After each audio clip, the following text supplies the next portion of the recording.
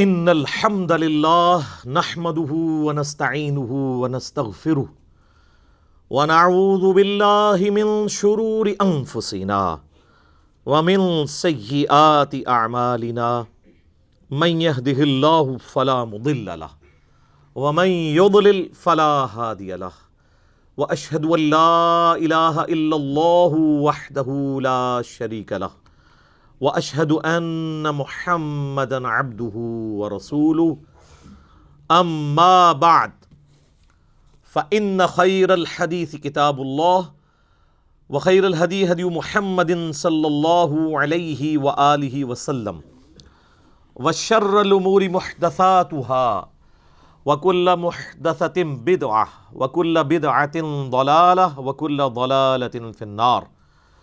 اعوذ باللہ السمیع العلیم من الشیطان الرجیم من ہمزہ ونفخہ ونفثہ بسم اللہ الرحمن الرحیم.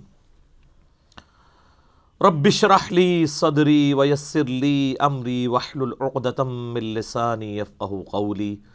بسم اللہ الرحمن الرحیم. ان اللہ وملائکتہ یصلون علی النبی یا ایہا الذین آمنوا صلوا علیہ وسلموا تسلیما. اللہم صل علی محمد وعلی آل محمد کما صلیت علی ابراہیم وعلی آل ابراہیم انک حمید مجید. اللہم بارک علی محمد وعلی آل محمد کما بارکت علی ابراہیم وعلی آل ابراہیم انک حمید مجید. اللہم ربنا آتنا فی الدنیا حسنة وفی الآخرة حسنة وقنا عذاب النار. لا الہ الا انت سبحانک انی کنت من الظالمین. حسبنا اللہ ونعم الوکیل. یا حی یا قیوم برحمتک استغیث ولا حول ولا قوة الا باللہ العلی العظیم. ربنا آتنا من لدنک رحمة وهیئ لنا من امرنا رشدا. اللہم ربنا آتنا فی الدنیا حسنة وفی الآخرة حسنة وقنا عذاب النار.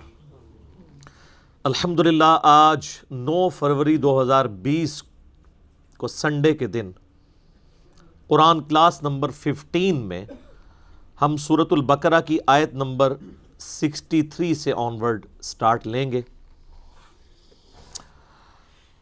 میں نے سورۃ البقرہ کے تعارف میں بتایا تھا کہ پہلے 9 رکوع جو ہیں وہ سابقہ امت مسلمہ بنی اسرائیل پر اللہ تعالیٰ نے مقدمہ قائم کیا ہے اور ان کی خرابیوں کو ہائی لائٹ کیا ہے کہ تم نے یہ کیا اس کے بدلے میں نے تمہارے ساتھ یہ کیا، تم نے یہ کیا میں نے یہ کیا.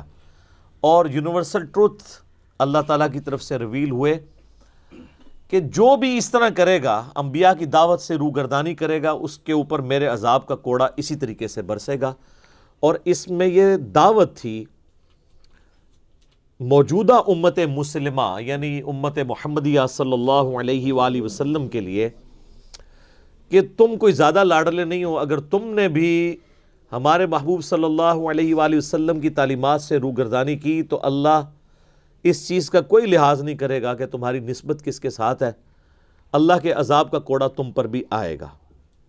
میں نے کئی دفعہ عرض کیا ہے کہ غزوہ احد وہ غزوہ تھا جس میں اللہ تعالیٰ نے نبی علیہ السلام کو پہلے یہ بشارت دے دی تھی کہ فتح مقدر ہے.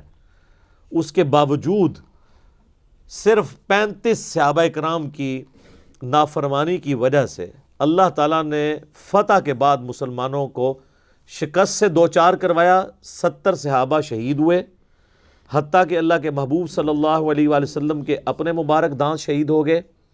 آپ کی شہادت کی خبر مشہور ہوگی اسی وجہ سے کیونکہ آپ کا خون اتنا نکلا کہ آپ بلڈ پریشر لاس ہونے کی وجہ سے بے ہوش ہو گئے. اس پہ میں ایک تلخ جملہ بولتا ہوں کہ اللہ کے محبوب صلی اللہ علیہ وآلہ وسلم اس دنیا میں موجود ہوں تب بھی اگر ان کے فالورز ان کی نافرمانی کریں تو اللہ تعالیٰ ان کی نسبت کا کوئی خیال نہیں رکھتا. اللہ تعالیٰ کی تلوار جو ہے وہ بالکل ننگی تلوار ہے. آج جب کہ اللہ کے نبی علیہ السلام دنیا میں موجود نہیں ہے، اس کے باوجود اگر کوئی روح گردانی کرتا ہے اللہ کے نبی علیہ السلام کی تعلیمات سے تو وہ کسی زوم میں نہ رہے کہ اللہ تعالیٰ کے ساتھ کوئی اس کی رشتہ داری ہے. Not at all. تو وہ کئی ایک واقعات ذکر ہو چکے ہیں اس سے پہلی کلاسوں کے اندر. آج بھی کچھ امپورٹنٹ واقعات آئیں گے بنی اسرائیل کی ہسٹری کے, اور ہر واقعے کے بعد پھر ایک یونیورسل ٹروتھ آئے گا کہ ان کے ساتھ اس کام کے سبب یہ ہوا. سورۃ البقرہ آیت نمبر 63. اعوذ باللہ من الشیطان الرجیم, بسم اللہ الرحمن الرحیم. وَإِذْ أَخَذْنَا مِيثَاقَكُمْ وَرَفَعْنَا فَوْقَكُمُ الطُّورَ, اور وہ وقت یاد کرو کہ جب ہم نے اے بنی اسرائیل تم سے عہد لیا تھا. عہد کیا لیا تھا وہ آگے آ جائے گا. اور تم پر کوہ طور پہاڑ کو بلند کیا. یہ اللہ کی طرف سے ایک معجزہ ظاہر ہوا کہ کوہ طور پہاڑ اتنا بڑا پہاڑ ہے, وہ ایک سائبان بادل کی طرح ان کے سر کے اوپر آ گیا, اور اللہ تعالیٰ کی طرف سے وحی نازل ہوئی کہ اب تم اپنے پیغمبر کے ساتھ عہد کرو گے, تم ان کا ساتھ دو گے اس دین میں, اس کتاب کو اسٹیبلش کرنے میں, ورنہ یہ پہاڑ تم پہ ابھی گرا کے گرا. آپ ذرا امیجن کریں, اتنا بڑا پہاڑ جب سر پہ آیا ہو تو بڑے بڑے لوگوں کے چھکے چھوٹ جائیں گے. خذوا ما آتیناکم بقوہ, پکڑو اس کو جو ہم نے تمہیں دیا ہے پوری قوت کے ساتھ. یعنی کون سی چیز؟ تورات, انبیاء کی تعلیمات. وَاذْكُرُوا مَا فِيهِ لَعَلَّكُمْ تَتَّقُونَ, اور یاد رکھو ان احکامات کو جو اس کے اندر نازل ہوئے ہیں تاکہ تم تقوی کی روش اختیار کر سکو. اللہ کے حضور کامیابی اسی صورت میں ہے کہ تم تورات کو پکڑو مضبوطی سے اور وقت کے پیغمبر کی تعلیمات پر عمل کرو. ہائے ہائے, ثم تولیتم من بعد ذلک, لیکن اس کے بعد تم نے ہم سے منہ پھیر لیا, منہ موڑ لیا ہم سے. فلولا فضل اللہ علیکم ورحمتہ لکنتم من الخاسرین, اگر اللہ کا فضل اور رحمت تم پر نہ ہوتی تو یقیناً تم نقصان اٹھانے والوں میں سے ہو جاتے. یعنی یہ کہا جا رہا ہے کہ پھر سب کو ہی اللہ ملیا میٹ کر دیتا. عذاب تو آیا, میں نے پہلے بھی بتایا کیسا عذاب نازل ہوا ہے کہ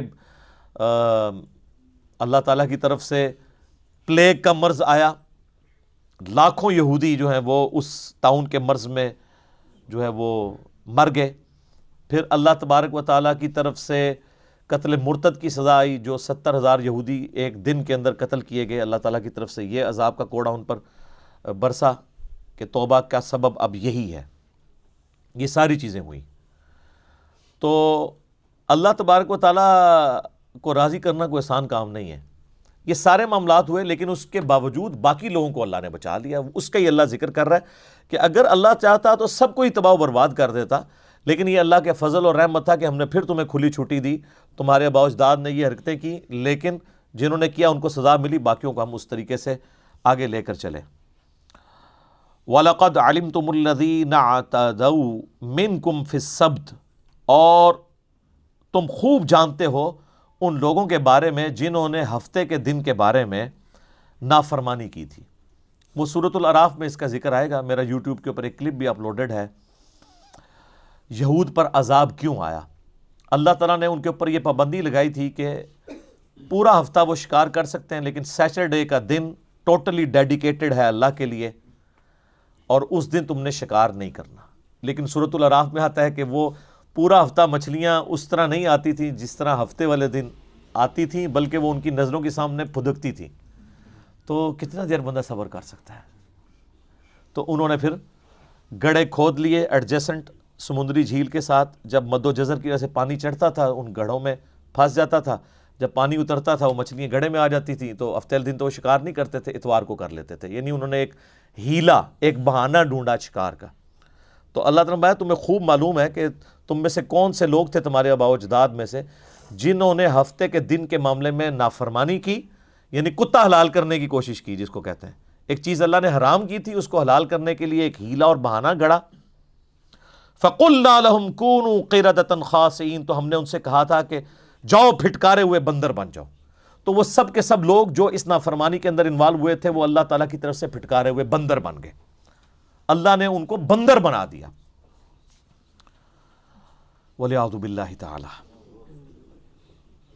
فَجَعَلْنَاهَا نَكَالًا لِمَا بَيْنَ يَدَيْهَا وَمَا خَلْفَهَا, پس ہم نے بنا دیا اس سزا کو عبرت ان کے لیے جو اس زمانے میں موجود تھے, وما خلفہا, اور جو بعد میں آنے والے لوگ ہیں ان کے لیے ہم نے اس کو عبرت بنا دیا. عبرت اس اعتبار سے تو بن گئی نا جی, ان لوگوں کے لیے تو سزا ہوئی اور ان کی اولادوں کو بھی یہ چیز نسل در نسل ٹرانسفر ہوئی کہ بھئی جو اللہ تعالیٰ کی تعلیمات کے ساتھ روگردانی کرے گا اس کا یہ حشر ہوگا. یہ چیز تو ٹرانسفر ہوئی. تو آنے والے لوگوں کے لیے عبرت بن گئی. وَمَوْعِظَةً لِّلْمُتَّقِينَ اور ان لوگوں کے لیے نصیحت بن گئی جو واقعی اللہ سے ڈرنا چاہتے ہیں. جو اللہ کے خوف رکھنے والے لوگ ہیں ان کے لیے تو نصیحت بن گئی نا جی, کہ اللہ تعالیٰ کی ایک اتنی لاڈلی امت تھی, اس نے جب وقت کے پیغمبر کی نافرمانی کی تو اللہ نے ان کو بندر بنا دیا. ایک اور جگہ آتا ہے خنزیر بھی بنایا, بولے اعوذ باللہ تعالیٰ. تو یہ یونیورسل ٹروتھ آیا کہ اللہ کی نافرمانی کے سبب اللہ تعالیٰ نے ان کی شکلیں بگاڑ دی. وَإِذْ قَالَ مُوسَىٰ لِقَوْمِهِ اور وہ وقت بھی یاد کرو جب موسیٰ علیہ السلام نے اپنی قوم سے کہا إِنَّ اللَّهَ يَأْمُرُكُمْ أَن تَذْبَحُوا بَقَرَةً کہ بے شک اللہ نے تمہیں حکم دیا ہے کہ تم ذبح کرو گائے کو. اب یہ وہ گائے والا واقعہ بڑا مشہور آ رہا ہے جس کی وجہ سے اس سورت کا نام بھی سورۃ البقرہ ہے. بقرہ عربی میں کہتے ہیں گائے کو. اور یہ یہاں سے آپ کو بنی اسرائیل کی ایک نیچر کا پتہ چلے گا کہ ان کے اندر کس قسم کی خرابیاں موجود تھیں, جس کو ہم پنجابی میں کہتے ہیں دل بے ایمان تے اجتا ٹیر. اگر آپ کا دل بے ایمانی پہ اترا ہوا ہے, بات ماننے کے لیے آپ تیار نہیں ہیں, تو آپ بڑے جھوٹے ایکسکیوزز بھی ڈیوائز کریں گے کہ جس کی وجہ سے آپ اللہ تعالیٰ کی شریعت کے معاملے میں کوئی بھگوڑا پن اختیار کر سکیں. ابھی کچھ دن پہلے ہی میرا ایک کلپ بھی یوٹیوب کے اوپر اپلوڈ ہوا تھا. کیا علماء سے زیادہ سوالات کرنا حرام ہے؟ اور وہ پلی اس کی لیتے ہیں کہ دیکھیں جی بنی اسرائیل نے بھی وقت کے پیغمبر کو بڑا تنگ کیا, چھوٹی چھوٹی نٹی گریٹیز پوچھیں تو اس کی وجہ سے اللہ تعالیٰ نے ان کے اوپر عذاب بھیجا, اللہ تعالیٰ ان سے ناراض ہوا, تو لہٰذا آپ بھی علماء سے زیادہ سوال نہ کیا کریں. تو میں نے بتایا کہ بالکل یہ اسی طریقے سے جیسے ہم پوچھتے ہیں تراویح کتنی ہے, کہتے ہیں تراوی تو 20 ہوگی, وی پنجابی والا لا لیتے ہیں. بھائی وہ چیز ہی کچھ اور تھی کہ وقت کے پیغمبر کے ساتھ بال کی کھال نہیں اتارنی, مراد یہ کہ وقت کا پیغمبر جو حکم دے اس کو فالو کرنا ہے. اب یہ ٹائٹل نبی علیہ السلام کے بعد کوئی شخص اویل نہیں کر سکتا. اس کے بعد ہر شخص سے پوچھا جائے گا یہ جو تم بات کر رہے ہو یہ اللہ کے نبی کے بیہاف پہ یہ بات کر رہے ہو, یہ تمہاری ذاتی اختراع ہے. اور زیادہ تر کیس میں ان کی ذاتی اختراع ہی نکل رہی ہوتی ہے. اور اسی وجہ سے چونکہ وہ ڈرتے ہیں کہ ہماری بات قرآن و سنت سے ثابت نہیں ہوتی, لہٰذا وہ بہانہ کرتے ہیں کہ یار سوال پوچھنا ہی حرام ہے, اور الٹا گستاخ کہنا شروع کر دیں گے, مفتی صاحب سے بات کرنے کی تمیز نہیں ہے. اور چونکہ جاہل ہوتے ہیں, ان کو ان معاملات کا پتہ نہیں ہوتا. تو میں نے پھر پورا اس کا اپروپریٹ آنسر دیا تھا, اور میں نے قرآن و سنت سے کئی دلائل سامنے رکھے ہیں, وہ یوٹیوب پہ ضرور کلپ میرا دیکھیں. علماء سے زیادہ سوال کرنا حرام, یوٹیوب پہ لکھیں سوالیہ نشان کے ساتھ انجینئر محمد علی مرزا. بڑی کمال کی گفتگو ہے, آپ کو ان کے ہیلے اور بہانے پتہ چل جائیں گے کہ کس طریقے سے آؤٹ آف کانٹیکسٹ سیاق و سباق سے ہٹا کر یہ لوگ چیزیں پیش کرتے ہیں صرف اپنی روٹی روزی چلانے کے لیے. اللہ ماشاء اللہ اچھے لوگ بھی ہوں گے, میرے سے نہیں ایڈریس پوچھنا, مجھے نہیں پتا. اچھا, تو یہاں پر بھی اللہ تعالیٰ فرما رہا ہے کہ ہم نے حکم دیا کہ گائے ذبح کرو. اب یہ گائے کا حکم پتہ کیوں ہوا تھا؟ موسیٰ علیہ السلام جب کوہ طور پر گئے تھے, انہوں نے پتہ نا کہ ایک بچھڑا سونا پگھلا کے, وہ آگے آ جائے گی ڈیٹیل اگلی صورتوں کے اندر, سامری نے بنایا تھا, پھر اللہ نے آزمائش میں ڈال دیا. 70,000 یہودی جو نبی کے صحابہ میں سے تھے, ظاہر ہے ان پہ ایمان لائے تھے, ان کے ساتھی تھے, لیکن نبی صرف 40 دن کے لیے گئے ہیں تو وہ شرک میں مبتلا ہو گئے. یہ شرک اتنی بری چیز ہے. وقت کا پیغمبر فوت نہیں ہوا, زندہ ہے, چند دنوں کے لیے گیا ہے, تو وہ لوگ اس کے اندر انوالو ہو گئے. اب وہ چونکہ بچڑا بنایا تھا تو اللہ تعالیٰ نے ان کے دل سے بچڑے کی محبت نکالنی تھی, گائے کی محبت نکالنی تھی, تو ان کو حکم دیا کہ گائے کو ہی قربان کرو. یہ آپ کو حج اور عمرے کے موقع پہ بال کیوں منڈوائے جاتے ہیں؟ تاکہ اندر کا غرور ٹوٹے. بال سنوارنے کا بڑا شوق ہوتا ہے نا بندے کو, ظاہر ہے ایک حسن کی علامت بھی ہے بال. یہ تو گنجوں سے آپ پوچھیں تو آپ کو پتہ چلے گا کہ بیچارے کیا کیا پاپڑ بیلتے ہیں ان بالوں کے لیے وہ. ٹھیک ہے, تو وہ اللہ تعالیٰ نے پھر نبی علیہ السلام نے 3 دفعہ دعا فرمائی ان کے لیے جو سر منڈواتے ہیں حج اور عمرے کے موقع پہ, اور 1 دفعہ ان کے لیے جو بال چھوٹے کرواتے ہیں. چھوٹے تو آپ نے بہرحال کروانے ہی ہوتے ہیں. اچھا, اب یہاں پر ان کو گائے کی قربانی کا حکم ہوا, تو آپ دیکھیں کہ پیغمبر کے ساتھ گفتگو کس طریقے سے یہ لوگ کر رہے ہیں. قالوا اتتخذونا ہزوا, کہ اے موسیٰ آپ ہم سے مذاق کر رہے ہیں. یعنی اب وہ بھاگنے کا ایک ذریعہ ہے کہ اے مطلب سچی سچی کہہ رہے ہو یا ہمیں تو کہتے پہ ہو. پیغمبر مذاق کرتا ہے. دین کے احکام جب وہ سکھا رہا ہوتا ہے کہ بھئی اللہ نے حکم دیا ہے تو اللہ نے کوئی مذاق کرنا ہے پیغمبر کے فالورز کے ساتھ. قال اعوذ باللہ ان اکون من الجاہلین. تو موسیٰ علیہ السلام نے کہا میں اللہ کی پناہ میں آتا ہوں ایسی جاہل قوم سے. یعنی آپ دیکھیں کہ پیغمبر کو مانے ہوئے ہیں اس کے باوجود حرکتیں دیکھیں.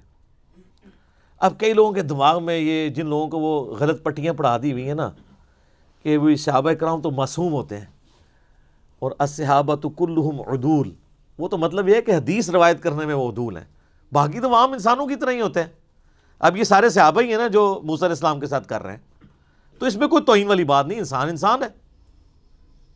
ہمارے نبی علیہ السلام کے صحابہ کے بارے میں قیامت تک کے لیے سورۃ الجمعہ کی آیات آ گئی ہیں قرآن کے اندر، اس کو آپ ضعیف بھی نہیں کر سکتے کہ نبی تمہیں خطبے میں اکیلا چھوڑ کے چلے گئے جب انہوں نے دنیا کا مال دیکھا.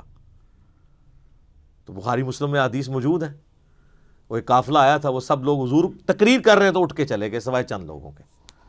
آپ کو کہ سورۃ الجمعہ کی آیات ہی نہیں پڑھنی چاہیے، گستاخی ہو جائے گی، تو اپنی عقل کا علاج کروائیں. اس سے بڑی چیزیں موجود ہیں کہ انبیاء کی غلطیوں کا ذکر قرآن میں ہے، وہ تو اس سے بڑی گستاخی ہے. صحابہ تو شاید کوئی نہیں انبیاء کے مقابلے میں.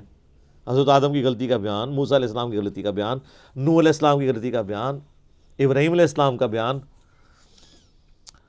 تو اب موسیٰ علیہ السلام نے کہا میں ان جاہلوں سے اللہ کی پناہ میں آتا ہوں. تو اب انہوں نے کہا قالوا ادع لنا ربک یبین لنا ما ہی. انہوں نے کہا اپنے رب سے پوچھ کر بتائیں کہ وہ گائے کس قسم کی ہو. بھئی اللہ حکم دے رہا ہے کہ ایک گائے قربان کر دو، کوئی سی بھی گائے لو قربان کر دو. یہ اب بال کی کھال اتار رہے ہیں اور اپنے لیے پھر مشکل کھڑی کر لی. قال انہ یقول، تو انہوں نے فرمایا کہ اللہ تعالیٰ فرماتا ہے انہا بقرۃ لا فارض ولا بکر، کہ کوئی بھی ایک گائے ہو جو نہ زیادہ بوڑھی ہو نہ بالکل چھوٹی عمر کی ہو، درمیانی سی کوئی گائے لو اس کو قربان کر دو. عوان بین ذالک، درمیانی عمر کی، ان دونوں کے درمیان، بوڑھی اور جوان کے درمیان. ففعلوا ما تؤمرون، جو حکم ہوا ہے اس کو پورا کرو. اس کے بعد تو اب کوئی گنجائش نہیں تھی نا کہ بھئی آپ کہا ہے کہ پورا کرو، اب کیوں اس کی بال کی کھال اتارتے ہو؟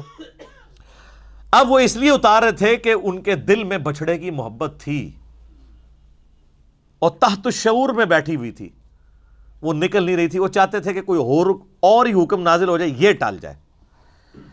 قالوا ادع لنا ربک یبین لنا ما لونھا، وہ کہنے لگے کہ آپ اپنے رب سے دعا کریں اور پوچھ کے بتائیں کہ اس کا رنگ کیسا ہو. ہائے صدقے. قال انہ یقول انہا بقرۃ صفراء، وہ کہنے لگے کہ اللہ تعالیٰ نے وحی کے ذریعے مجھے یہ بتایا ہے کہ وہ ایسی گائے ہونی چاہیے جو شوخ زرد کلر کی ہو، گولڈن کلر کی، جس طرح کا وہ سونے کا بچھڑا بنایا ہوا تھا. اب وہی چیز جو ان کے دماغ میں تھی نا کہ ہم نے نہیں کرنی، اللہ نے وہی کہا کہ ہاں ابھی وہ گولڈن کلر کا بچھڑا بنایا سی نا، اونوں ہی کون ہے اس کلر دی لبو. اب شوخ زرد کلر کی گائے آج ڈھونڈنی پڑ جائے آپ کو تو مصیبت پڑ جائے گی، بڑی مشکل سے پھر ملے گی. فاقع لونھا تسر الناظرین، وہ ایسی اس کی رنگت ہو کہ دیکھنے والے کا دل خوش ہو جائے ایک بار دیکھ کے، آئے ہائے کیا گولڈن کلر کی گائے ہے، خوبصورت. قالوا ادع لنا ربک، تو انہوں نے کہا کہ اپنے رب سے یہ پوچھ کے یہ بھی بتائیں یبین لنا ما ہی، کہ وہ کس قسم کی ہو، کھول کر ذرا بتائے. اور کتنی کھول کے دسیا جائے جی، کنہ نو اور کھولے آ جائے. ہم ان کو بتاتے یار دیکھیں قرآن میں لکھا ہوا ہے ایاک نعبد و ایاک نستعین، وہ کہتے ہیں نہیں تھوڑا اور بتائیں نا، اور کیا کریے بھئی جو لکھا ہوا ہے وہ کرو. وہ اصل میں بابوں کو پکارنا چھوڑنا نہیں چاہتے تو وہ بال کی کھال اتارتے ہیں. اچھا جی سنی ہے، جی سنی ہے. سنیوں کی حدیث کی کتابیں کون سی؟ جی بخاری مسلم. آپ نماز اسی طریقے پہ پڑھ رہے ہیں، جی بتائیں کدھر طریقہ لکھا ہے؟ بخاری مسلم طریقہ دکھائیں کہ بھئی رکوع میں جاتے وقت اٹھتے وقت رفع الیدین کرنا ہے. وہ کہتے ہیں اس کو چھوڑیں. اچھا یہ بتائیں، یہ کیوں بتائیں، پہلے اس کے اوپر تو عمل کرو. وہی بال کی کھال اتارنا، کسی طریقے سے جان چھوٹ جائے، معاشرے سے ٹکرانا نہ پڑے، کیونکہ معاشرے سے ٹکرانا تو مشکل کام ہے. اچھا تو کہنے لگے کہ پوچھ کے بتائیں نا، ہمیں تو سمجھ نہیں آ رہی. ان البقرہ تشابہ علینا، بے شک ہم پر تو مشتبہ ہوگی بات، ایمبیگوس ہوگی سچویشن کہ کون سی گائے ہو. ان دسو کیڑی گاہ ہو، دس دیتا بھی بھئی نہ بڑی عمر کی ہو نہ چھوٹی عمر کی ہو، کر دو. پھر ان کا رنگ پوچھو، رنگ بھی بتا دیا. اب اس میں سے کیا نکالنا ہے اب اور کہ اس کے جسم پہ کتنے بال ہوں، یہی رہ گیا نا پیچھے. ٹھیک ہے نا جی، کیا کھاتی ہو یہ. اچھا، وَإِنَّا إِن شَاءَ اللَّهُ لَمُهْتَدُونَ، اور بے شک اللہ نے چاہا تو ہم ضرور ایسی گائے تلاش کر لیں گے. اللہ سے ذرا پوچھ کے بتائے وہ ہو کس قسم کی. یہ ان سے ایک انجانے میں عقل مندی ہو گئی کہ انہوں نے انشاءاللہ بول دیا. اگر یہ انشاءاللہ نہ بولتے نا تو عذاب ہی آنا تھا، گائے نہیں تھی ان کو ملنی. یہ انشاءاللہ کی برکت ظاہر ہوئی تو انہوں نے کہا بتائیں. اب اللہ تعالیٰ نے پھر ایک اور شرط میں اضافہ کر دیا. قال انہ یقول، تو موسیٰ علیہ السلام نے کہا کہ اللہ تعالیٰ بے شک فرماتا ہے انہا بقرۃ لا ذلول تثیر الارض، وہ گائے ایسی ہونی چاہیے کہ جس کو زمین میں کبھی ہل چلانے کے لیے جودا نہ گیا ہو. بڑی لاڈلی قسم دی گھر دی پلی گاں ہوئے، کبھی اس سے کوئی کام نہ لیا گیا ہو. ولا تسقی الحرث، اور نہ پانی کھیتی کو دینے کے لیے کبھی وہ یوز ہوئی ہو.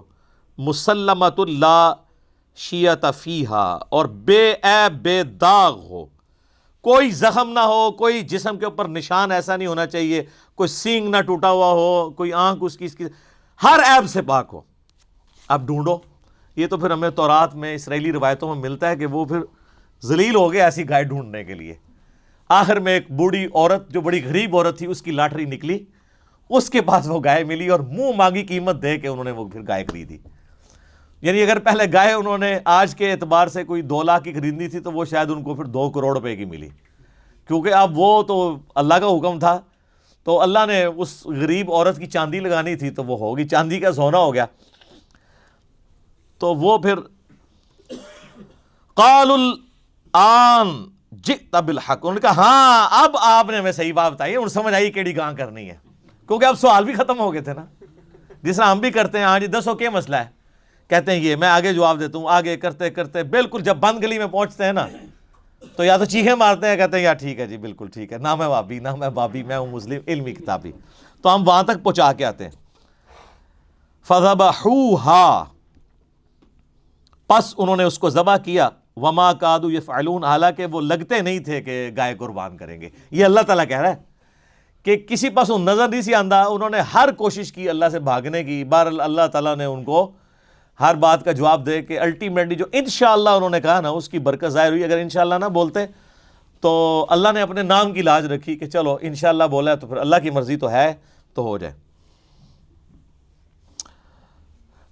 وَإِذْ قَتَلْتُمْ نَفْسًا فَادَّارَأْتُمْ فِيهَا، اور یاد کرو جب تم میں سے کسی نے ایک جان کو ناحق قتل کر ڈالا، ایک انسان کو، تو تم میں ایک دوسرے کے اوپر اس کے قتل کا الزام دھرنے لگا.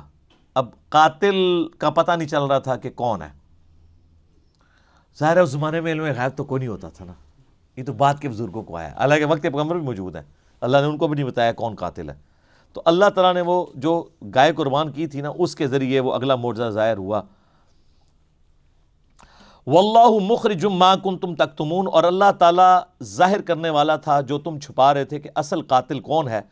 فَقُلْ نَضْرِبُوهُ بِبَعْضِهَا، تو ہم نے پھر یہ وحی کی موسیٰ علیہ السلام کو کہ وہ جو گائے قربان کی ہے نا اس کے گوشت کا کوئی ٹکڑا اس مردے کے ساتھ ٹچ کرو جس کو قتل کیا گیا ہے، تو وہ وقتی طور پہ مردہ زندہ ہوگا اور بتا دے گا میرا قاتل کون ہے.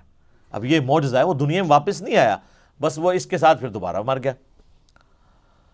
کذالک یحیی الموتى، بالکل اسی طریقے سے اللہ مردوں کو بھی زندہ کر لے گا. ویریکم آیاتہ لعلکم تعقلون، اور وہ تمہیں اپنی قدرت کی نشانیاں معجزات دکھاتا ہے تاکہ تم سمجھ جاؤ. یعنی انبیاء کرام علیہ السلام کی موجودگی میں اس قسم کے جو معجزات ظاہر ہوتے ہیں، اس سے مقصد یہ ہوتا ہے کہ ان کے ساتھیوں پر حجت آخری درجے میں تمام ہو جائے کہ واقعی اللہ کے پیغمبر ہیں، ان کا ایمان بڑے لیول کا ایمان ہو، کیونکہ انہوں نے تو پیغمبر کے جانے کے بعد اس دعوت کو آگے لے کے چلنا ہوتا ہے. اب پھر ایک اور یونیورسل ٹروتھ آ رہا ہے کہ یہ سب کچھ جس قوم کے ساتھ ہوا ہو، اتنے بڑے بڑے معجزات جس نے دیکھے ہوئے ہوں، اس کو تو اللہ تعالیٰ کے ساتھ روح گردانی والا معاملہ نہیں کرنا چاہیے نا، کم از کم اسے تو زیب نہیں دیتا کہ وہ ایسا کرے۔ ثم قست قلوبکم، اللہ تعالیٰ فرماتا ہے اس کے بعد تمہارے دل سخت ہو گئے، من بعد ذالک، اس کے بعد، فہی کالحجارہ، گویا کہ وہ پتھر ہیں، اتنے سخت دل تم ہو گئے، یعنی اللہ کی وحی سے روگردانی کرتے، او اشد قسوہ، یا پتھروں سے بھی بڑھ کر سخت ہو گئے۔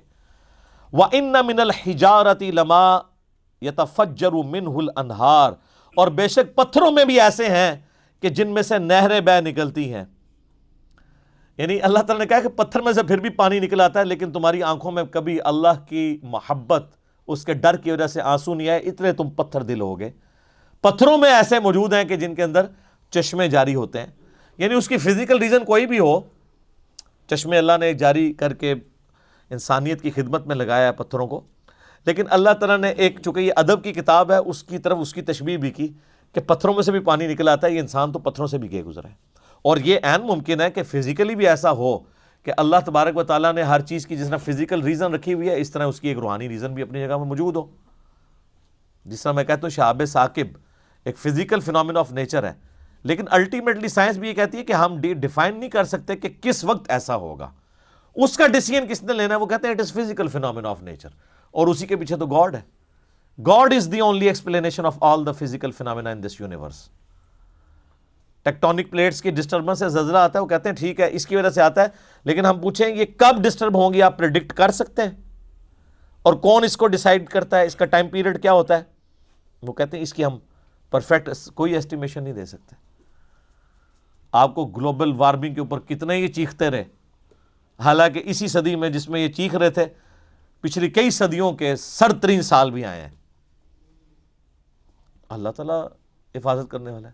اوزون لیئر برباد کر دی، سوراخ ہو گیا، اب خود بخود ریکٹیفائی ہونی شروع ہو گئی ہے۔ کائنات اللہ نے بنا کے چھوڑ نہیں دی ہے، اس کو چلا بھی رہا ہے۔ ٹھیک ہے انسانیت کی غلط حرکتوں کی وجہ سے بھی قرآن میں آتا ہے کہ زمین میں جو فساد ہے لوگوں کے ہاتھوں کی کمائی کی وجہ سے ہے، لیکن اس لیول تک اللہ فساد نہیں جانے دیتا کہ جو اس کا ڈیوائن پلان ہے کہ اس نے ایک خاص ٹائم پیریڈ کے لیے اس دنیا کو پیدا کیا ہے، آخری انسان تک کے لیے وہ ریسورسز رکھے گا اس پہ۔ یہ تو اللہ تعالیٰ نے اپنے ذمہ کرم پہ لی ہوئی یہ چیز۔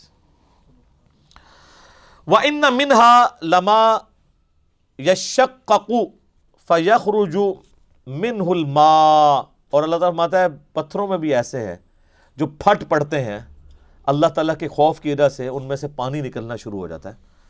وہ تو سورۃ الاعراف میں بھی آگے چل کے آئے گا نا، لو انزلنا هذا القرآن على جبل لرأيته خاشعا متصدعا من خشیت اللہ، اگر ہم قرآن کسی پہاڑ پر نازل کرتے تو وہ بھی پھٹ جاتا، ریزہ ریزہ ہو جاتا اس کے اثر کی وجہ سے۔ تو یہ محمد رسول اللہ صلی اللہ علیہ وآلہ وسلم کا مبارک سینہ ہے جس پہ قرآن نازل ہوا ہے جی۔ صلاۃ و محمد و آل محمد، اللہم صلی علی محمد و علی آل محمد۔ وَإِنَّ مِنْهَا لَمَا يَهْبِطُ مِنْ خَشْيَةِ اللَّهِ، اور کئی ایسے ہیں جو خوف کے مانند پتھر ایسے ہیں کہ وہ اللہ کے خوف سے گر پڑتے ہیں، ایسی ان کے اوپر بھی خشیت طاری ہوتی ہے۔ لیکن یہ ساری چیزیں ہم آبزرو نہیں کر سکتے، الا یہ کہ وقت کا پیغمبر موجود ہو اور اللہ تعالیٰ اس کے ساتھیوں کا ایمان بڑھانے کے لیے ایسی چیزیں آبزرو کروا دے۔ وہ تو صحیح بخاری میں حدیث ہے، عبداللہ ابن مسعود کہتے ہیں کہ نبی علیہ السلام کے مبارک زمانے میں ہم کبھی آپ کے ساتھ کھانا کھاتے تھے تو ہم نوالے میں سے تسبیح کی آواز بھی سنتے تھے۔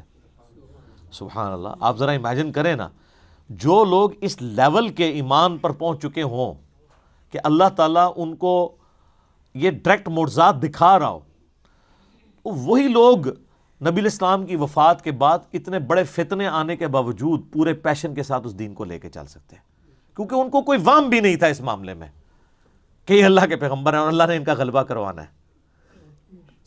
ورنہ جو گراؤنڈ ریالٹیز تھیں وہ بالکل سپورٹ نہیں کرتی تھیں کہ سیدنا ابوبکر اتنے محاذوں کے اوپر جنگ کھول لیں، لیکن ان کو یہ یقین تھا کہ هو الذی ارسل رسولہ بالہدی ودین الحق لیظہرہ علی الدین کلہ، اسی لیے ڈٹ گئے اور اللہ تعالیٰ کی غیبی مدد ان کے ساتھ آئی،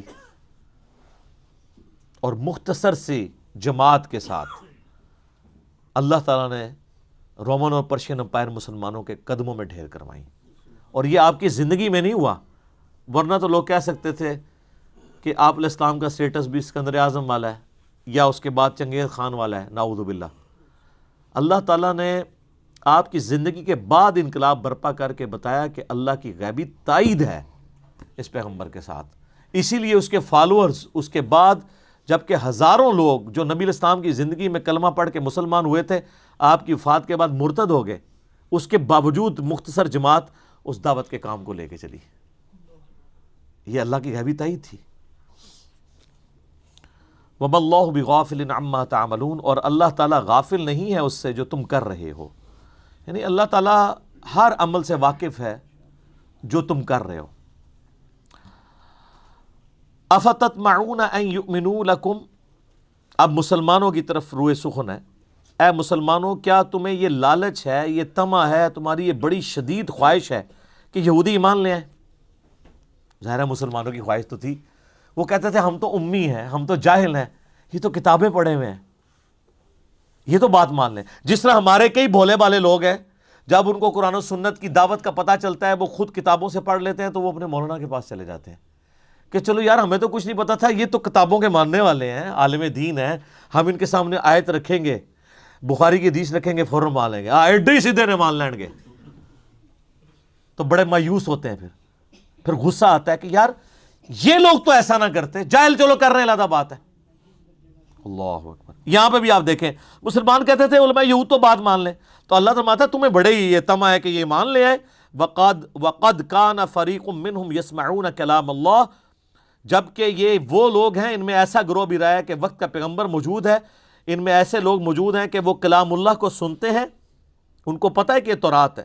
ثم یحرفونہ من بعد ما عقلوہ وہم یعلمون، اور وہ اس میں تحریف کر دیتے تھے بعد اس کے کہ وہ عقل بھی رکھتے ہیں، اور وہ جان بوجھ کر فتوے دیتے تھے ایسے کہ اللہ کی شریعت کو تحریف کر دیتے تھے، بدل دیتے تھے. کہا گیا، وہ آپ سن چکے ہیں نا، حتتن کہا گیا کہ جب جیریکو سٹی میں اریحا میں داخل ہونا ہے جوشوا ابن نون کے ساتھ، تو آپ نے کہنا ہے حتتن، تو اللہ تمہارے گناہوں کو معاف کر دے گا. اب وقت کا پیغمبر موجود ہے، وحی کے ذریعے بتایا جا رہا ہے، انہوں نے حنتتن حنتتن کہنا شروع کر دیا. کہا گیا سمعنا و اطعنا کہنا ہے، انہوں نے سمعنا و عصینا، ہم نے سنا اور نافرمانی کی. یعنی وہ جنہوں کہتے ہیں پنجابی پانڈ، ہر بات کو بگاڑ کے بیان کرنا. اللہ فرماتا ہے مسلمانوں تم ان سے کہہ رہے ہو یہ تو ان بزرگان دین کی اولاد ہیں، بڑے بڑے علماء کی، جو وقت کے پیغمبر سے باتیں سن کے ان کو بدل دیا کرتے تھے، تم کہہ رہے ہو یہ ایمان لے کے آئیں. تو سر میں یہ بھی آپ کو کہتا ہوں کہ اللہ کے بندو، ہم پبلک کو دعوت دیتے ہیں کہ مرنے سے پہلے اے مسلمان کر لے اس پہ غور، کتابوں کا خدا اور ہے، بابوں کا خدا اور. یہ مسلمان نے غور کرنا ہے، مولویوں نے نہیں کرنا. یہ تو اللہ تعالیٰ صحابہ کو کہہ رہے کہ تمہیں کیوں اتنی اس چیز کی خواہش ہے کہ یہ لوگ بات مان لیں، یہ تو وہ ہیں جو کتابیں پڑھنے کے باوجود بدل دیتے ہیں. تو سر جن علماء نے قرآن اور سنت پڑھا ہوا ہے، تفسیریں لکھ کے فوت ہو گئے ہیں، ایسے علماء ہیں، لیکن بالکل قرآن کے اپوزٹ تعلیمات اس میں لکھی ہیں.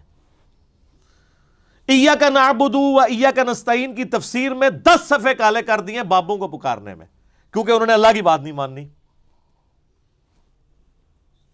آپ حنفی علماء کی بخاری مسلم کی اگر شروحات اٹھائیں نا، تو جہاں رفع الیدین کی حدیثیں آئیں گی، اللہ معافی دے آپ کو لگے گا کہ ان کو ہاتھ پاؤں پڑ گئے ہیں. حدیث ہوگی 2 لائنوں کی، انہوں نے 20 صفحے کالے کیے ہوں گے کہ کسی طریقے سے یہ بات نہ مانے. مشکات المصابیح میں جب کتاب الجنائز چیپٹر میں وہ قبروں کو پکا نہ کرنے والی حدیثیں اور قبروں پہ عمارتیں نہ بنانے والی مسلم شریف کی حدیثیں آئی ہیں نا، تو مفتی احمد جہاں نعیمی صاحب نے جو مشکات کی شرح لکھی 8 جلدوں پہ، انہوں نے اس سے پہلے کتنے صفحے کالے کیے ہیں کہ اب یہ جو حدیثیں آ رہی ہیں ان کو، یعنی وہ کہنا چاہ رہے تھے کہ ان حدیثوں کو نہیں آپ نے ماننا، یعنی اس کو چھوڑ کے آگے ہی نکل جاؤ. تو یہ ہے جو کلام اللہ کو بدل دیتے ہیں. میں نے بہت بڑی مثال دی تھی حاضر و ناظر کی بحث میں، انہوں نے جال حق کے اندر جہاں جگہ جگہ آیات قرآن میں آئی ہیں نا کہ نبی تم وہاں موجود نہیں تھے تب بھی تم ان واقعات کو منوان بیان کر رہے ہو، یہ اس چیز کا ثبوت ہے کہ تم اللہ کے پیغمبر ہو، تمہارے پاس وحی آئی ہے. اے نبی تم اس وقت موجود نہیں تھے سورہ آل عمران میں جب موسیٰ علیہ السلام کو ہم نے کوہ طور کے پاس پکارا تھا، آپ وہاں پہ موجود نہیں تھے. اب یہ تو حاضر و ناظر کا عقیدہ رکھتے تھے، یہ آیات ان کے خلاف تھی. تو ہر آیت پہ وہ لکھتے رہے کہ اس میں یہ لکھا ہے کہ آپ وہاں فزیکلی موجود نہیں تھے، اس میں یہ نہیں لکھا ہوا کہ آپ وہاں پہ ناظر نہیں تھے، آپ موجود تو اللہ کے پاس سے وہاں سے بیٹھ کے دیکھ رہے تھے کہ موسیٰ علیہ السلام تو وہ دیکھ رہے تھے تو پھر وہی والا تو معاملہ ہی ختم ہو گیا. اور سورہ ال عمران میں آتا ہے جب مریم کی کفالت کے لیے کلمیں ڈالی جا رہی تھی کہ کون مریم کی کفالت کرے گا, یہ طے پایا تھا کہ جس کی قلم پانی کی دھار کے اپوزٹ بہنا شروع کر دے گی, جو امپاسبل ہے بغیر کسی موٹر کے, تو وہ اللہ کی طرف سے غیبی تائید ہوگی. تو حضرت زکریا کی بیٹی تھی, تو تم وہاں پہ موجود نہیں تھے, اس کے باوجود تم یہودیوں سے یہ واقعات بیان کرتے ہو, یہ اس چیز پر ثبوت ہے کہ تم اللہ کے پیغمبر ہو. طالوت اور جالوت کا جو واقعہ سورۃ البقرہ میں آئے گا, اس میں بھی آپ دیکھیں گے اینڈ پہ جا کے اللہ تعالیٰ کہتا ہے یہ ہم جو پورا قصہ بیان کر رہے ہیں اس چیز کا ثبوت ہے کہ تم اللہ کے پیغمبر ہو, تم تو وہاں نہیں موجود تھے نا, تو تم یہ بیان کر رہے ہو. اب یہ ساری چیزیں حاضر و ناظر کی نفی پہ تھیں آیات نا. ایک آیت ایسی ہے قرآن میں سورۃ القصص آیت نمبر 44, جہاں پہ اللہ تعالیٰ فرمایا کہ اے نبی نہ تم وہاں موجود تھے نہ تم دیکھ رہے تھے.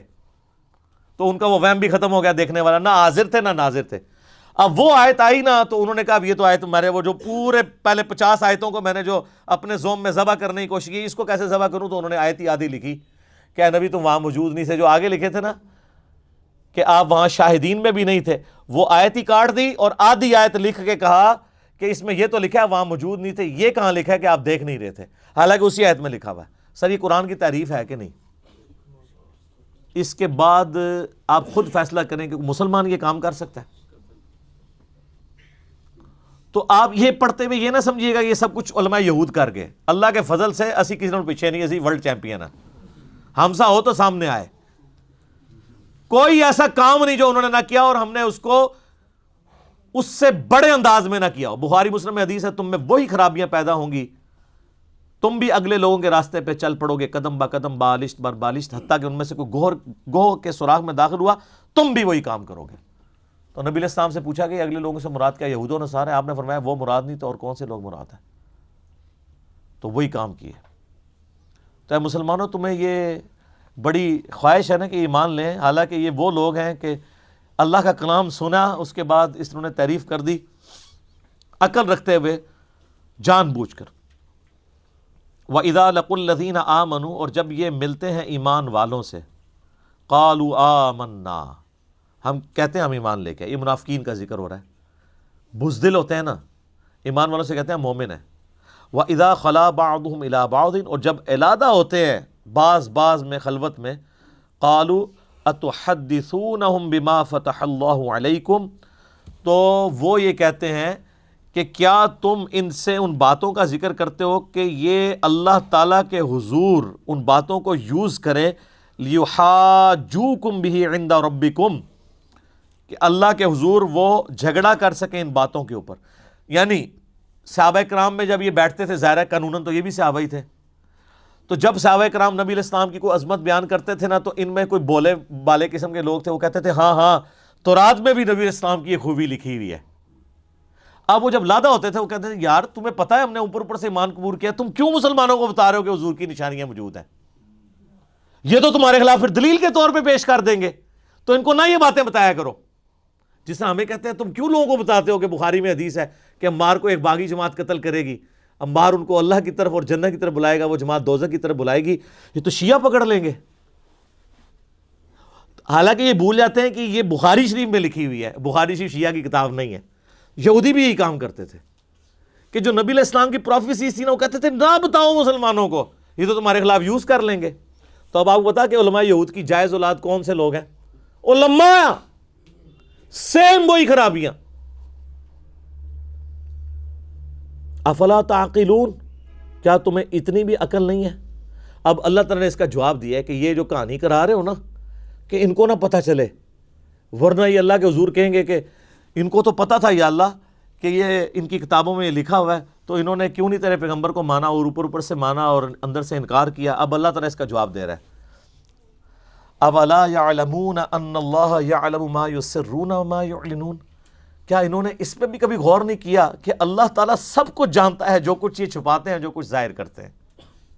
یعنی اللہ کا انہیں کوئی خوف نہیں ہے. اگر مسلمانوں کو سپوز یہ لوگ نہ بھی بتائیں تو کیا اللہ اپنے پیغمبر کے ذریعے وہ پروفیسیز صحابہ کرام کو نہیں بتا سکتا؟ کیا تم دین حق کو چھپاؤ گے تو اللہ تعالیٰ اپنے پیغمبر کے ذریعے اس کا غلبہ نہیں کروا سکتا؟ اللہ کا خوف رکھو, تم یہ بیچ میں کیوں رنگ میں بھانگ ڈالنے کی کوشش کر رہے ہو؟ ومنہم امیون. اچھا، اور بے شک اللہ تعالیٰ جانتا ہے جو کچھ وہ چھپاتے ہیں جو کچھ ظاہر کرتے ہیں. ومنہم امیون، اور ان میں سے ان پڑھ لوگ بھی ہیں. یعنی یہودی سارے پڑھے لکھے نہیں تھے، ان میں جاہل بھی تھی پبلک. لا یعلمون الکتاب، وہ کتاب کو تو نہیں جانتے. الا امانیہ، سوائے کچھ جھوٹی جو کہانیاں جو ان کے اندر چل رہی ہیں، ان کی وشفل تھنکنگز. وَإِنْهُمْ إِلَّا يَظُنُّونَ، وہ محض اپنے وہم و گمان کے پیچھے چل رہے ہیں. ان کو آگے پھر اللہ تعالیٰ بیان کرے گا کہ یہ وہ امی ہیں، ان پڑھ لوگ ہیں کہ جن کو یہ کہانی انہوں نے کرا دی ہوئی ہے کہ ہم دوزخ میں گئے بھی تو چند دنوں کے لیے جائیں گے، بعد میں اللہ تعالیٰ ہمیں نکال لے گا. اللہ ہمارے جو جاہل لوگ ہیں نا، انہوں نے اپنی خواہشات کو دین کا نام دیا ہوا ہے. اللہ تعالیٰ ویسا نہیں ہے جیسا وہ اللہ کے بارے میں گمان کیے ہوئے. فَوَيْلٌ لِّلَّذِينَ يَكْتُبُونَ الْكِتَابَ، یہ ایک اور یونیورسل ٹروتھ آ رہا ہے. خرابی ہے ان لوگوں کے لیے جو کتاب لکھتے ہیں بِأَيْدِيهِمْ، اپنے ہاتھوں سے. ثُمَّ يَقُولُونَ هَذَا مِنْ عِنْدِ اللَّهِ، اس کے بعد لوگوں کو یہ بتاتے ہیں کہ یہ اللہ کی طرف سے نازل ہوئی ہوئی ہے. لِيَشْتَرُوا بِهِ ثَمَنًا قَلِيلًا، اور اس کے عوض دنیا کے چند ٹکے حاصل کرنے کے لیے فتویٰ بازی کرتے ہیں اور کہتے ہیں اللہ نے حکم دیا. مجھے بتائیں یہ کس کے بارے میں آیت ہو سکتی ہے؟ فتوے کون لکھتا ہے؟ علماء. علماء کی جتنے فضائل قرآن میں بیان ہوئے ہیں نا، علماء سو کے اور علماء حق کے بھی، اتنے آپ کو احادیث میں نہیں ملیں گے. بلکہ پورا تانا بانا ہی علماء کے گرد گھومتا ہے کہ کام ہی انہوں نے ڈالا ہے. اور یہ طبقہ ایسا خطرناک طبقہ ہے کہ یہ وقت کے پیغمبر کو دنیاوی طور پہ فیل کر دیتا ہے. دنیاوی طور پہ حضرت عیسیٰ علیہ السلام کو فیل کیا ہے نا دنیاوی طور پہ. اللہ کے حضور وہ کامیاب ہے، حتیٰ کہ اللہ نے حضرت عیسیٰ کو بھی زندہ اٹھایا ان کی جان بچانے کے لیے. تو قتل کے فتوے نکل گئے تھے. یہ بعد میں عیسائیت تو پھیلی ہے جب کانسٹنٹائن II نے عیسائیت قبول کی ہے، ورنہ حضرت عیسیٰ کی زندگی میں صرف 12 بندے ان پہ ایمان لے کے آئے تھے. حضرت عیسیٰ علیہ السلام اپنی مبارک زندگی میں کوئی کامیاب زندگی انہوں نے نہیں گزاری دنیاوی اعتبار سے. کوانٹیٹیو، کوالیٹیٹیو تو ایک بھی بہت ہے. بخاری میں حدیث ہے قیامت دن بعض انبیاء آئیں گے، ان کے ساتھ 4 امتی، کسی کے ساتھ 3، کسی کے ساتھ 2، کسی کے ساتھ 1، کسی کے ساتھ ایک بھی ایسا نہیں ہوگا جو وقت کے پیغمبر پہ ایمان لایا ہو. تو کیا وہ نبی ناکام ہو گئے؟ نہیں. دنیاوی آپ کے سٹیٹس میں ناکام ہے، اللہ کے حضور کامیاب ہے. نوح علیہ السلام 950 سال محنت کی، صرف 78 لوگ ایمان لے کے آئے. تو کیا وہ نبی ناکام ہو گئے؟ نہیں. دنیاوی طور پہ ضرور آپ کی ڈاکٹرین میں ناکام ہے، اللہ کے حضور تو کامیاب ہے. لیکن اللہ نے تو کوالٹی دیکھنی ہے نا، کوانٹی تو نہیں دیکھنی. تو اللہ فرماتا ہے چند ٹکوں کے عوض یہ لوگ اللہ کی آیات کو بیچتے ہیں اس حوالے سے کہ وہ فتوے لکھتے ہیں اپنی مرضی سے اور کہتے ہیں یہ اللہ کی طرف سے نازل ہوا ہے. یہی ہوتا ہے. یہ آج کل یہ کام آپ کو نظر آئے گا احادیث اور آیات کی تشریح میں. آیت میں کچھ اور بات لکھی ہوگی، تشریح بالکل اس کے اپوزٹ ہوئی ہوگی. اور عام آدمی اتنے سیدھے ہیں، وہ بیچارے سائیڈ پہ حاشیہ جو پڑھ رہے ہوتے ہیں نا، تو وہ سمجھتے ہیں کہ یہ حاشیہ بھی قرآن ہے. ہمیں کئی لوگ فون کر کے رابطہ کرتے ہیں، جی مسلم شریف میں میں نے خود پڑھا ہے. تو ہم پوچھتے ہیں اللہ کے بندے مسلم شریف میں پڑھا ہے یا مولانا شریف میں پڑھا ہے؟ کیونکہ مسلم شریف تو وہ ہے جو عربی اور اس کا اردو ترجمہ ہے، جو سائیڈ پہ لکھا ہے وہ مولانا شریف ہے. تو مولانا شریف کو مسلم شریف سے باہر نکالیں گے تو مسلم شریف پاک ہوگی، ورنہ مسلم شریف پڑھ کے بھی کوئی فرق نہیں پڑنا آپ کو. کیونکہ جو کچھ لکھا ہے اس کے الٹ اس کے سائیڈ پہ لکھا ہوتا ہے، وہ سائیڈ والی بات وہ کہتے ہیں اچھا یہ ہے. ہر چیز کو کاؤنٹر کیا ہوتا ہے. فَوَيْلٌ لَّهُم مِّمَّا كَتَبَتْ أَيْدِيهِمْ، اللہ فرماتا ہے ہلاکت ہے ان کے لیے اس وجہ سے جو انہوں نے یہ فتوے لکھے. وَوَيْلٌ لَّهُم مِّمَّا يَكْسِبُونَ، اور ہلاکت ہے جو انہوں نے اس سے مال کمایا. اللہ کی طرف جھوٹے فتوے منسوب کر کے، جھوٹے مسائل منسوب کر کے، جھوٹی آیات گھڑ کے. یہ تو سر اللہ نے اس قرآن کی حفاظت کی ذمہ داری لی ہے، ورنہ کام اس کے ساتھ بھی ڈال جانا تھا. اور قرآن کی بھی حفاظت صرف ٹیکسٹ کی ہے، عربی ٹیکسٹ کی، یہ ذہن میں رکھیے گا. ورنہ قرآن کی بھی تعریف ہو چکی ہوئی ہے. سر جب پاکستان میں کروڑوں لوگ ہر نماز میں ایاک نعبد و ایاک نستعین پڑھنے کے بعد بھی بابوں کو پکار رہے ہوں، تو پریکٹیکلی تو انہوں نے قرآن کی تعریف کر دی ہوئی ہے نا. یہ علماء نے ان کو پٹی پڑھائی ہے نا. ورنہ ایک گورا جو نیو مسلم ہو وہ ایاک نعبد و ایاک نستعین پڑھنے کے بعد بابوں کو پکار سکتا ہے؟ وہ سوچ بھی سکتا ہے؟ وہ کہے گا پہلے صفحے پہ لکھا ہے تیری بات کرتے ہیں، تجھی سے مدد مانگتے ہیں، دعا مانگتے ہیں. تو مسلمان کیوں پکار رہا ہے؟ کیونکہ ان کو علماء نے فتوے لکھ کے ان کو گمراہ کیا ہے، قرآن کی تحریف کی ہے۔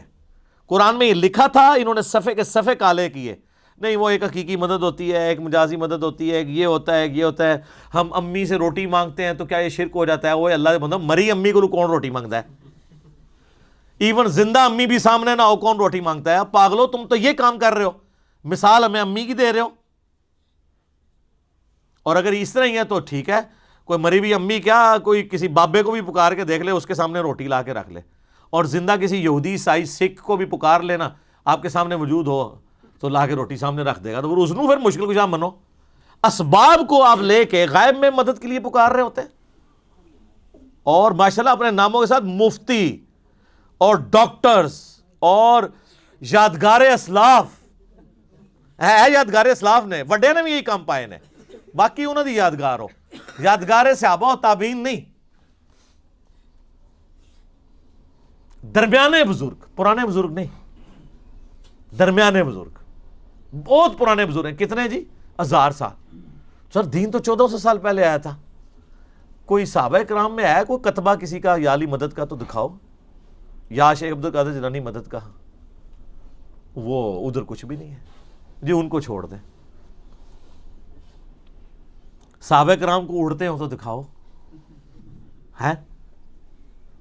صحابہ کرام کو کسی کا دل چیر کے تو کچھ جان لیتے ہو تو دکھاؤ۔ یہ ساری مثالیں میں نے بیان کی ہیں نا۔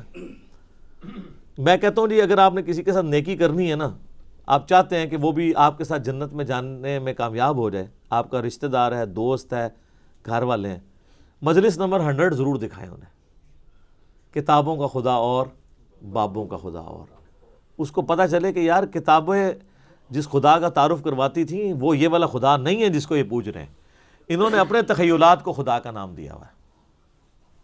ہاں دعویٰ بے شک کریں، وہ بھگوان بھی آپ پوچھیں نا، وہ کہتے ہیں ہم ایک گاڈ کو مانتے ہیں، اسی کا بھگوان نام رکھا ہوا ہے، لیکن جو کوالٹی اس کے ساتھ منسوب کر رہے ہیں وہ اس خدا کی نہیں ہے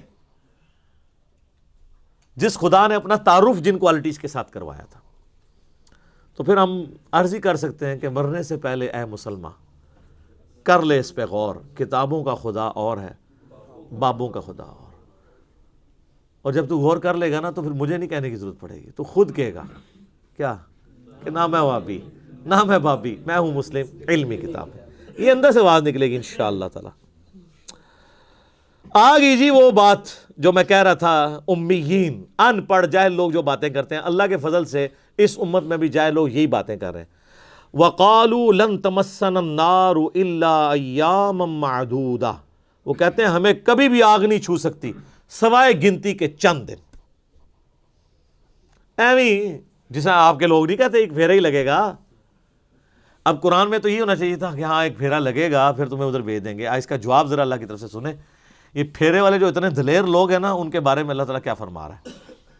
قُلْ اتخذتم عند اللہ عہدا، کیا تم نے اللہ سے کوئی ایسا وعدہ لے رکھا ہے، فلن یخلف اللہ عہدا، کہ اللہ اس وعدے کی خلاف ورزی نہیں کرے گا، ام تقولون علی اللہ ما لا تعلمون، یا پھر تم اللہ پر ایسی بات ڈال رہے ہو جسے تم جانتے ہی نہیں ہو کہ کتنا بڑا جرم کر رہے ہو، اپنی مرضی سے اللہ کے بارے میں یہ بات کر رہے ہو کہ اللہ ہمیں کچھ دنوں کے لیے دوزخ میں ڈالے گا بعد میں چھوڑ ہی دے گا۔ یہ اللہ نے کس جگہ پہ تم سے یہ وعدہ لیا ہوا ہے کہ حضرت صاحب آپ کا ایک پھیرا لگے گا پھر آپ جنت میں چلے جائیں گے؟ تو ظاہر ہے کہ کہیں بھی نہیں لیا ہوا، تو اللہ ہمارا ہے اس کے مطلب ہے اللہ پہ جھوٹ باندھ رہے ہو۔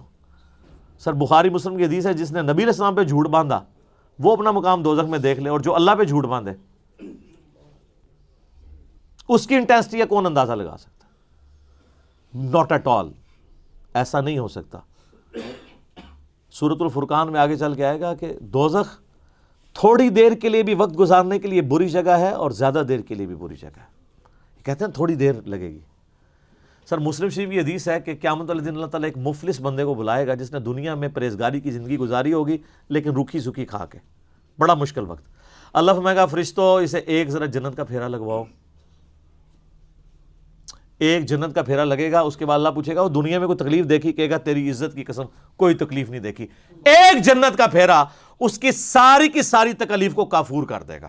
اور حقیقت بات ہے، ظاہر ہے سر یہ دنیا کی چند گھنٹوں کی زندگی دیکھ کے اگر بلینز اینڈ ٹریلینز ایئرز کی ہمیشہ کی کامیابیاں مقدر ہوں اور بخاری مسلم کی حدیث کے تحت سب سے آخر میں جانے والے جنتی کو بھی اس روئے ارض سے 10 گنا بڑی جنت مل رہی ہو، تو کیا بڑی اس سے بڑی نعمت ہو سکتی ہے؟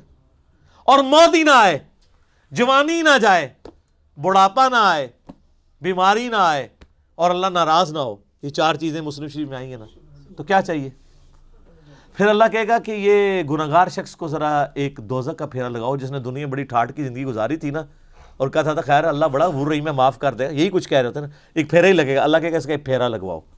تو مسلم شریف کے الفاظ ہیں، جب وہ پھیرا لگا کے آئے گا نا، اللہ کہے گا وہ دنیا میں کوئی سکھ کا دن بھی دیکھا، کہے گا تیری عزت کی قسم میں نے زندگی میں کبھی سکھ دیکھا ہی نہیں ہے. ایک پھیرا اس کے دنیا کے سارے نشے کو کافور کر دے گا. اللہم اجرنا من النار، آمین. تو سر یہ بڑا مشکل معاملہ ہے. اب اللہ تعالیٰ کی طرف سے ایک یونیورسل ٹروتھ آ رہا ہے. بلا، یہ جو کہتے ہیں نا ایک پھیرا ہی لگے گا بعد میں ہم جنت میں چلے ہی جائیں گے، بلا، اللہ بھائی کیوں نہیں. من کسب سیئۃً، جس نے ایک گناہ بھی کیا، وَأَحَاطَتْ بِهِ خَطِیئَتُهُ، اور وہ گناہ اس لیول کا ہوا کہ پورے کا پورا اس گناہ میں وہ گھیر گیا، اوڑھنا بچھونا اس نے وہ برائی بنائی رکھی. فَأُولَٰئِکَ أَصْحَابُ النَّارِ، تو وہ جائے گا دوزخ میں، ہم فیہا خالدون، اور رہے گا ہمیشہ ہمیشہ. یہ سر کتابوں کا خدا ہے. کتابوں کا خدا بڑا ڈاڈا ہے بھائی. بابوں کا خدا تو ایک بوڑھی نانی اماں اس نے بنائی ہوئی ہے انہوں نے. اللہ یہ ہے. اب اللہ تعالیٰ نے جواب ترکی بترکی جواب دیے، کیوں نہیں، ایک پھیرا لگے گا. اوے جس نے ایک گناہ بھی کمایا اور اس گناہ نے اس کا احاطہ کر لیا. تو میرا خیال ہے اس ایک گناہ کا اگر ہم ذکر کریں، اور وہ سب سے بڑا گناہ آلموسٹ 90% زیادہ مسلمانوں میں موجود ہے، نماز چھوڑنا. صحیح مسلم میں حدیث ہے 246 انٹرنیشنل نمبر کے مطابق، بندے کے کفر اور ایمان کے درمیان فرق نماز ہے. سورہ روم کے اندر آیا وَأَقِیمُوا الصَّلَاةَ وَلَا تَکُونُوا مِنَ الْمُشْرِکِینَ، نماز قائم رکھو، دیکھنا مشرکوں میں سے نہ ہو جانا. اس سے بڑا کوئی گناہ روئے ارض کا نہیں ہے شرک کے بعد نماز کو چھوڑنا. تو یہ ایک گناہ کا بھی جس نے احاطہ کیا ہوا ہے، جس نے اپنے اوپر طاری کیا ہوا ہے. ابو داؤد ترمذی میں حدیث ہے جس نے ایک نماز بھی جان بوجھ کے چھوڑ دی گویا اس نے کفر کیا. ترمذی میں ایک تابعی کا قول ہے کہ میں نے صحابہ کو پایا ہے اس حال میں کہ وہ نماز چھوڑنے کے علاوہ کسی چیز کو کفر خیال نہیں کرتے تھے، بے نمازی کو وہ کافر ہی سمجھتے تھے. ہاں پاکستان کے ساتھی کارڈ مسلمان آپ لکھ لیں، امیر المومنین لکھ لیں بے شک، ساتھ جو مرضی لکھتے رہیں اس کو. اللہ کا قانون علیحدہ ہے، وہ ڈیفرنٹ ہے. اللہم اجرنا من النار. اب ساتھ ہی سائملٹینیس کنٹراسٹ آیا، والذین آمنوا، جو لوگ ایمان لے کر آئے، وعملوا الصالحات، اور انہوں نے نیک اعمال کیے، اولئک اصحاب الجنہ، وہ ہیں جنت والے. اللہم اجعلنا منہم، اللہ تعالیٰ ہمیں ان میں داخل فرمائے، آمین. میرے بھائیو یہ کتابوں کا خدا ہے، دودھ پیتے مجنو نہیں. جو انہوں نے ایمان لے کر آئے، نیک اعمال اختیار کیے، وہ ہیں جنت میں جانے والے. ہم فیہا خالدون، وہ رہیں گے اس میں ہمیشہ ہمیش.